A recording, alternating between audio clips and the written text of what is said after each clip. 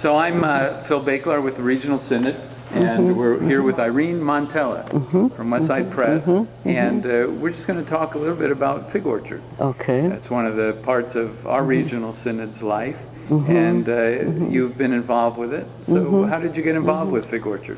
Oh, I remember just how I got involved. I saw an ad in the paper that talked about what the Fig Orchard was, and I don't even remember what the initial thing was that they did, but when I saw that it was ecumenical, and when I saw that one of the churches involved was the Catholic Church in Oakland, Our Lady of Perpetual Help, I was just very, very excited, because I was brought up a Catholic, and at the time was still going to a Catholic church, but I always thought ecumenicalism was the thing. And if you remember in 1962 we had Vatican II Council, yes, which I have a friend who values that time. Well, very that much. they were going to throw open the windows, and you remember Pope John, who loved everyone, and I thought this is a wonderful idea, but I didn't see a whole lot happening until I saw the Fig Orchard advertised, and so I started attending as many of their things as I could. Well, it's interesting then. The Fig Orchard became a way to continue what had started with that Vatican movement. Well, at least started in theory. A friend of mine in my church was part of a series of home groups at that time that were having conversations with other churches. And he says that's one of the most significant parts of his spiritual growth were those meetings. So it sounds like you've found a similar thing. Well, yes, because I think the Fig Orchard was, it's not a static group. It isn't like the fall we'll do this and the spring we'll do this, and it's whatever seems to come up that seems to be a good idea. Okay. And going to different churches just to see how do they handle confirmation and how do they do baptism. The most basic things we do are so different one from the other. And not that we should all become all the same, but that we should at least understand what each other are doing. So, so it sounds like you valued this, part of the program where you move between churches.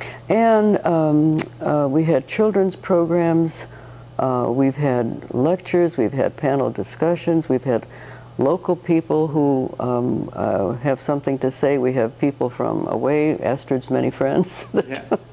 So that there's always a great deal. We've had the arts, we've had music, just a lot of variety. Well, let's just think for a minute. How has all of that enriched what you bring into Westside Press? Well, I think the more we can understand about each other, the more we can live together, a little more harmony, a little bit more understanding. I think sometimes churches are, this is the way we do it, this is the way we've always done it, this is, and I think that's not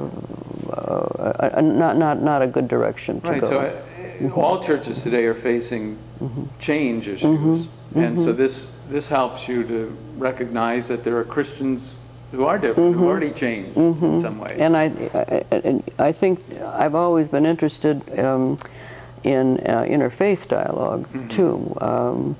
Of course, we're all trying to learn more about Islam now, but the various things that we had to learn more about Judaism and some of the Buddhism, Hinduism, I think all that is to the good. Yes. And at Westside we've had people who are interested in all of. I think we've been a good supporter of the Fig Orchard. Can you remember one particular event that stands out for you as something that really blessed you or nurtured your spiritual life through the Fig Orchard? Well, we have a woman Lucy Janjigian, who goes to Westside, but she's a painter, and she does only biblical subjects.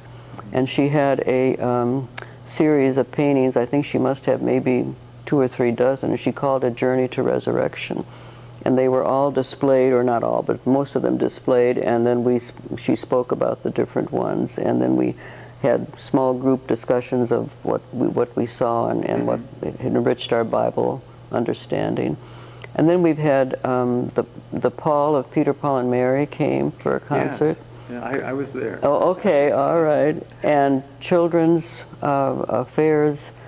And I also value if a pastor somewhere has a particular interest and he will come and talk about his own view of things. I always find that enlarging Good. understanding. I think I understood you're a teacher, is that right? I'm retired now, yes. What subject did An you? English teacher Oh, okay. for many years. Well, then that says something about the quality of the programs if an English teacher. Well, is it? Very good.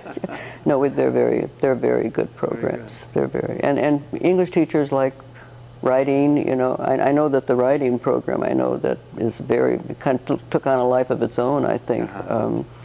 And you know, the Bible is good literature. Right, you're able to do that.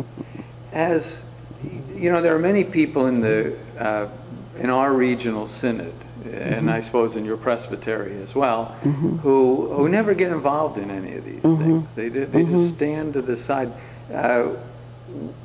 What pushed you over that edge of being involved? Well, I didn't have to be pushed very hard because as I said, the Vatican Council, that all the stuff in the papers about that, I thought was just fascinating, and I looked at the Fig Orchard as a way to continue the ecumenical movement. So it really came from within you. Yeah, and I don't know how you get people who are not. I don't know how we get people involved. It almost seems you have to have something in you that's curious or interested, and then we advertise, I think, a great deal, and try to get all the churches, which they do cooperate in advertising. But unless that person has some prior interest almost, I don't know how you manufacture. Well, it's like as a teacher with an unmotivated student. That's right. How do you do that? That's right. That's right. So sometimes you hope to inspire them. And of course, students have to come to school. There you go. The students have to come to school. Well, if someone were watching us talking today, and they try to say something to them that this is what it'll do for you to be involved, can you think of anything you would say to them? Well, I think it'll enlarge your appreciation of what it means to be a Christian.